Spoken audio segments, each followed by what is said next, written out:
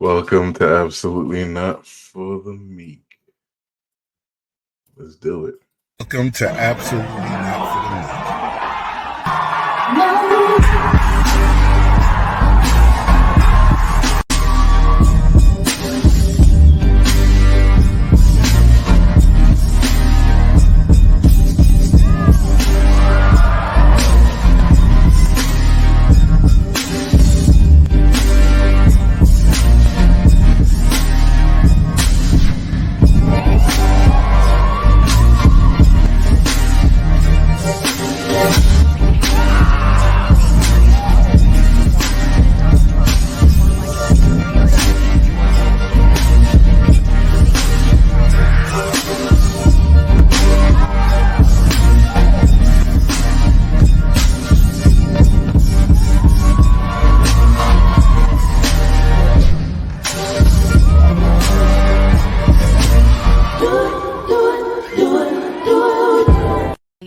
With her lead prosecutor. I mean, this is a big admission. Up until this point, she has said she will not speak on this, but she was required to respond to those allegations, and now she has.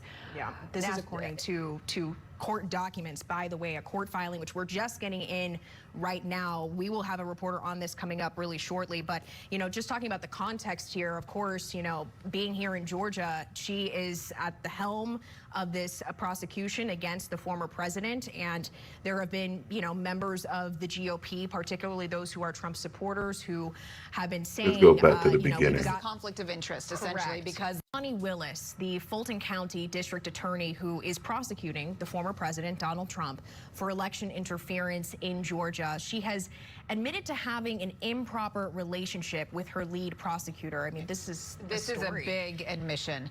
Up until this point, she has said she will not speak on this. But she was required to respond to those allegations, and now she has. Yeah, this is according to court documents, by the way, a court filing, which we're just getting in right now. We will have a reporter on this coming up really shortly. But, you know, just talking about the context here, of course, you know, being here in Georgia, she is at the helm of this prosecution against the former president. And there have been, you know, members of the GOP, particularly those who are Trump supporters, who have been saying, you know, we've got a conflict of interest, essentially, because the person who she's admitting to having this affair with is someone she hired to be a part of this case against Donald Trump and his allies. So this is really a pivotal moment and could be a big turning point when it comes to this Georgia election interference. That's exactly case. right. Watch who brought the story up. Right, and you know, just because there is an admission of having a relationship, what else did she say in that court filing? Does she believe that it is, you know, a conflict of interest? What did she have to say about that? And there's still some questions about what exactly she had to say. Right, and really at the heart of this is the money that was used to pay him to be part of this team was then turned around, and she benefited from it because there's accusations that she went on trips and they went on vacation. It seems as though that the black woman can't control her promiscuity when she is successful and is rolling in the dough. Together. Lots of layers to the accusations certainly here. So. National political correspondent Avajoy Burnett is with us now. Avajoy, you have been following this. This is, you know, you sent a message saying we got this in, and you ran to report it. So she ran to report it.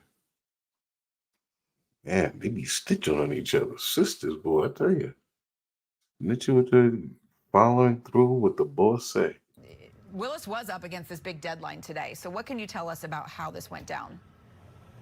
The deadline was today. Of course, close of business for many of these courthouses could be 4:30 or 5 o'clock. So there was always a possibility that we would have to wait to the end of the day. But here we have it right around 1 o'clock, sometime after 1. We're now learning that there's this court filing. We're still trying to get all of the details on the filing. But the headline news, the breaking news right now is that she is admitting to having had a relationship with Nathan Wade. Nathan Wade is the special prosecutor who was hired to help oversee this Georgia election interference case against the former president, Donald Trump, and several other co-defendants. And I want to bring you guys back to what happened in early January. Around January 8th, we got reporting that one of those co-defendants, Michael Roman, said that made the accusation that Fani Willis, the district attorney who's at the helm of this investigation, was having an inappropriate relationship with Nathan Wade, the special prosecutor who she hired to help oversee this case. You ladies referenced this, that many people said this was problematic because it could have potentially been a conflict of interest. But then the time went along. We heard the allegations, but we heard nothing official from Fani Willis on this matter until today. We're getting to this point today because the judge who's overseeing this case, Judge Scott McAfee, he wanted for her to have, he set a deadline for her to file a response to these allegations today. And it's very interesting. If you've watched this process play out, there was a hearing maybe about a week and a half, maybe 2 weeks ago or so, where it was really the elephant in the room. There were other proceedings that were going on, other matters revolving around this case, but What's up, Twitch? What's up, Twitter, X? What's up, Rumble?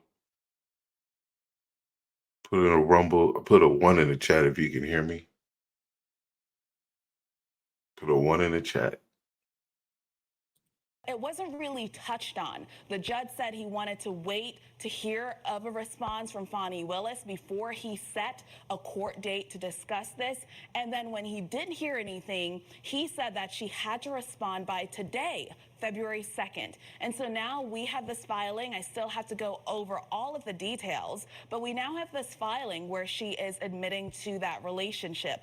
Of course, the big question now is, what happens to this massive RICO case that involves the former president? We know that many people have said this has been something that is extremely politicized. Legal watchers are saying that she should recuse herself. Possibly Nathan Wade should recuse herself. There are other people who are saying she should not have to recuse herself. But now that there is this main admission of a relationship with someone who she hired, we have to look at the timeline of events. When did this happen? Was it They always seem to destroy their careers. I mean, you notice with all these women, they're just destroying everything they built. The function is on world display. We are screwed. This is what happens when you oppress the man and let his female get out there in the forefront. It don't end well. Before she hired him or after she hired him? All of these questions will need to be answered. And all of this is looming as we still wait to hear when the trial will move forward in this matter. We know that Fani Willis sometime last year hinted at the possibility of having something happen in the summer months. It's ultimately up to the judge to figure out exactly when we will have a trial in this matter that involves more than a dozen people, including a former president who's running for the office of the presidency once again. And so with all of the proceedings that are running concurrently, here's yet another thing that needs to be added into the mix to be sorted out.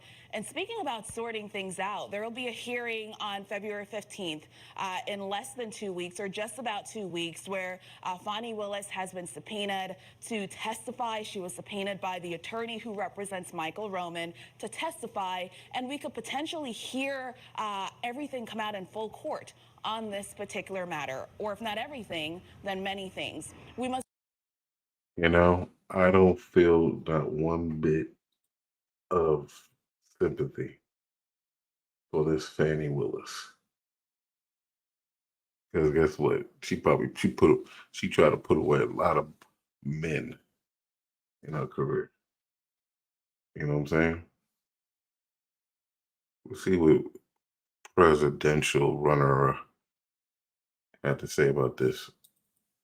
Fani Willis, the prosecutor in the Fulton County case against Donald Trump, now just admitted to having an inappropriate sexual affair with the lead attorney who she appointed to actually prosecute this case. A few funny things about this. First of all, you got to love the fact that this admission came on, of course, a Friday afternoon before a weekend. no better way for somebody to know that they're trying to bury the news than to just drop it quietly on a Friday afternoon. Second thing, and I just got to observe this, is that no doubt that if Fani Willis were the man and the other appointed attorney were the woman, there would be a far greater specter of concern here than somehow if it's the woman that's actually on top in the hierarchy. But put that one to one side. The funniest thing about this is that her alleged defense, or the reason why this shouldn't affect the trial, is that the relationship only began after she had actually made the appointment for the prosecution. Now, if you think about this, that's actually backwards. I mean, it's bad either way. But the reality is, suppose the relationship did begin after this prosecution had already begun and the appointment to the case had begun. That creates more of an appearance of applying pressure using personal dimensions to achieve a particular goal. So I don't know why that specific sanctimonious statement that she issued today, saying that it only began afterwards, is at all relevant to actually whether or not this prosecution is being fairly and procedurally correctly handled and carried out. And if you imagine if this were a Democrat president defendant with a Republican prosecutor who had an inappropriate affair, say it was a man with a subordinate woman, putting pressure in the middle of a case, using a personal sexual relationship to do it, there's no doubt that everybody would have this tossed out on those merits. You'll be hell to pay. Well, you know what? If we really have one standard of the rule of law, the same rules should apply the other way as well. So anyway, just some obvious things to say, but that seem complicated in the way today's media presents it. So, how's that for a Friday afternoon? Man, you know what? This is all a setup if you didn't know. I show you, the powers that be, they control both parties, you know?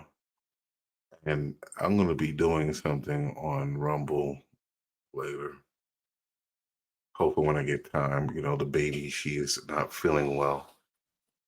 She's just all over the place.